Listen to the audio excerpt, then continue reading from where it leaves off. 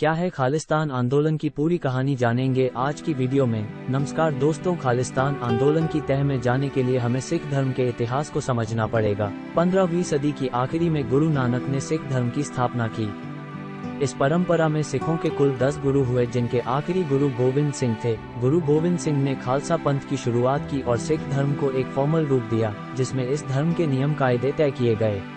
अपने छोटे से इतिहास में सिख गुरुओं को मुगल बादशाहों के हाथों क्रूरता का सामना करना पड़ा, इसलिए गुरु गोविंद सिंह की कॉल पर खालसा आर्मी की शुरुआत हुई। गुरु गोविंद सिंह ने बंदा सिंह बहादुर को खालसा आर्मी का लीडर बनाया। बंदा सिंह बहादुर की मौत के बाद 1733 में मुगलों ने सिखों के साथ संधि की कोशिश की और सिखों के लीडर कपूर सिंह को नवाबों की उपाधि सौंपी गई। नवाब कपूर ने सिखों को एक करने के लिए दल खालसा की स्थापना की। दल खालसा को 2 हिस्सों में बांटा गया था, बुढ़ा दल और तरुण दल। बुढ़ा दल में 40 की उम्र से ऊपर के अनुभवी लोग होते थे और तरुण दल में 40 की कम उम्र के लोग। बुढ़ा दल का काम धन का प्रचार प्रसार करना और सिख गुरुद्वारों की रक्षा करना होता था, वही तरुण दल एक्टिव ड्यूटी पर तैनात रहता था। आगे जाकर इन दोनों दलों को 12 छोटे छोटे हिस्सों में बांटा गया। हर छोटा दल अपने अपने सूबे की रक्षा करता और उसने विस्तार भी करता। इस दौरान जीती गई जमीन का हिसाब हरविंदर साहिब में जाकर लिखा जाता था। बकायदा दस्तावेज तैयार होते थे। आगे जाकर इन दस्तावेजों के आधार पर रियासतें तैयार हुई, जिन्हें मिश्र कहा जाने लगा, क्योंकि दल खालसा के 12 हिस्से थे। इसमें सिखों की रियासत 12 मिश्रों के रूप में तैयार हुई। 18वीं सदी के अंत तक यह मिश्रें यूं ही चलती रही और कई बार इन्हें आपसी लड़ाई का सामना भी करना पड़ा।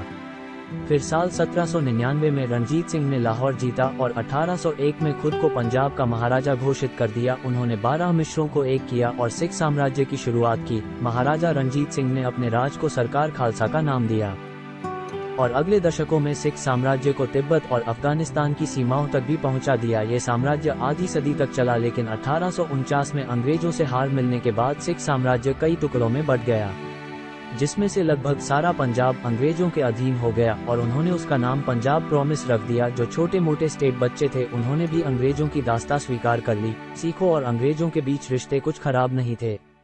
बकायदा सिख ब्रिटिश आर्मी का महत्वपूर्ण हिस्सा हुआ करते थे, लेकिन प्रथम विश्व युद्ध और जलियांवाला बाग जैसी घटनाओं ने पंजाब के मन में ब्रिटिश आर्मी के प्रति नफरत भर दी। 1930 के आसपास जब लगा कि अंग्रेज भारत से चले जाएंगे, फिर पंजाब में सिखों के बीच सिख होमलैंड की मांग उठने लगी। इस मांग को उठाने में सबसे आगे था शिरोमणि अकाली दल।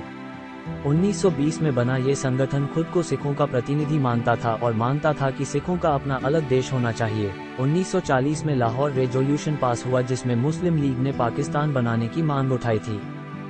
आजादी के बाद भी सिख लगातार अलग देश और कम से कम भारत में अलग सूबे की मांग उठाते रहे, लेकिन धर्म के आधार पर अलग देश की मांग को सरकार ने अस्वीकार कर दिया। लेकिन आजादी के कुछ साल बाद हुई इस घटना ने अकाली दल को एक और मौका दे दिया।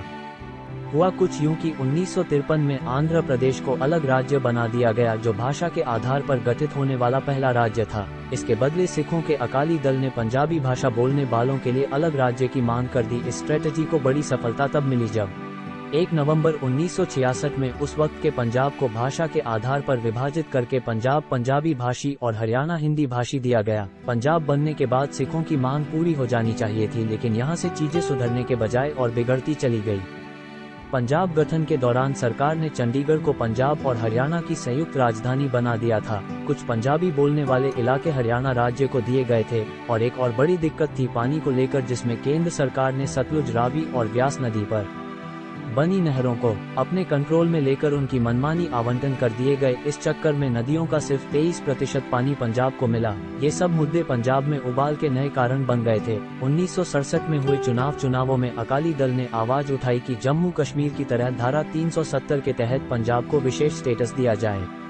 चुनावों में अकाली दल को जीत मिली। हालांकि इस दौरान अकाली दल ने कभी अलग देश मांग नहीं रखी, कम से कम लिखित तौर पर तो नहीं। वह बस पंजाब के लिए ज्यादा अधिकारों की मांग कर रहे थे और इसी चक्कर में अकाली दल और कांग्रेस आमने सामने आकर खड़े हो गए। अब सवाल ये है कि इन सब के बीच खालिस्तान की मांग कहां से उठी। इसके लिए हमें चलना पड़ेगा देश के बाहर। 13 अक्टूबर 1971 की यह बात है। अमेरिकी अखबार न्यूयॉर्क टाइम्स में एक विज्ञापन छपा। इस विज्ञापन में खालिस्तान नामक नए देश की घोषणा की गई थी और दुनिया भर में रहने वाले सिखों से मदद देने को कहा गया था।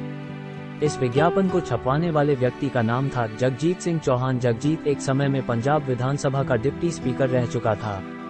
1969 में चुनाव हारने के बाद वो ब्रिटेन गया और वहां उसने खालिस्तान के समर्थन में अभियान चलाना शुरू किया। खालिस्तान का मतलब होता है शुद्ध स्थान। जगजीत सिंह जिस खालिस्तान की मांग कर रहा था उसमें पंजाब, हरियाणा, हिमाचल और राजस्थान के भी कुछ हिस्से आते थे। ब्रिटेन में जगजीत की मुहिम को कोई खास समर्थन नहीं मिला। इसी बीच 1971 का युद्ध हुआ और पाकिस्तान ने खालिस्तान आंदोलन को हवा देने की कोशिश की। जगजीत सिंह को पाकिस्तान आने का निमंत्रण मिला। जगजीत के अनुसार जुल्फिकार अली भुट्टो ने उसे प्रस्ताव दिया था कि ननकाना साहिब खालिस्तान की राजधानी बनेगा। अगले कुछ सालों में जगजीत की मुहिम पर अमेरिका के सिखों द्वारा भी समर्थन मिलने लगा और जगजीत की हैसियत बढ़ती गई। हालांकि जगजीत की कोशिशों के बावजूद हिंदुस्तान में अब तक अलग देश की मांग नहीं पैदा हुई थी। जगजीत सिंह चौहान जो ब्रिटेन में खालिस्तान की घोषणा कर चुका था, उसने 1984 के बाद भी इस आग को जिंदा रखने की कोशिश की। इधर 1984 से लेकर अगले एक दशक तक पंजाब उग्रवाद की चपेट में रहा, लेकिन इस एक दशक के बीच में जनता भी इस अशांति से तंग आ चुकी थी। धीरे धीरे पंजाब में खालिस्तान आंदोलन की आग बुझती चली गई, लेकिन जगजीत की लगाई हुई आग विदेशों में खूब फली फूली। विदेशों में Khalistan commando force, Khalistan liberation force जैसे कई संगठन खड़े हुए, जिनको ज्यादातर आतंकी संगठनों का दर्जा दिया गया। ये संगठन लगातार विदेशों में इस मुद्दे को उठा रहे हैं, जिस कारण खालिस्तान की आग आज भी भारत में 21वीं सदी में भी पूरी तरह बुझ नहीं पाई है।